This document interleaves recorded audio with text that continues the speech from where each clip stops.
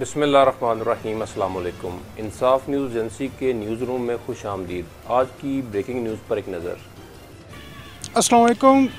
मुझे ज़ाडे भट्टी कहते हैं। मैं DG news and current affair Insaf news agency में फ़्राइज अंजाम दे रहा हूँ। मेरा तलब ज़िला गुजरात से है।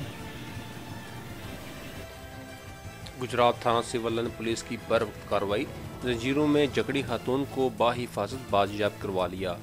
मुलजम शोहर गिरफ्तार। तफसीलात के मुताबिक थाना सिविल लाइन पुलिस को इतला मौसूल हुई कि मोहल्ला सुल्तानपुरा में एक खातून को उसके शोहर ने पैरों में जंजीरें बांध कर कैद कर रखा है।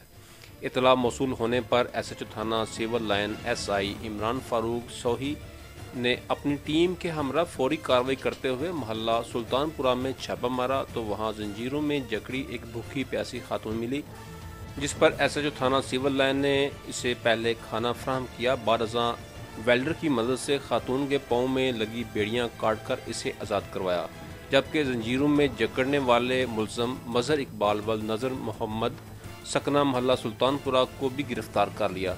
मुलजम के खिलाफ थाना सिविल लाइन में मुकदमा दर्ज करके मजीद तफ्तीश शुरू कर दी।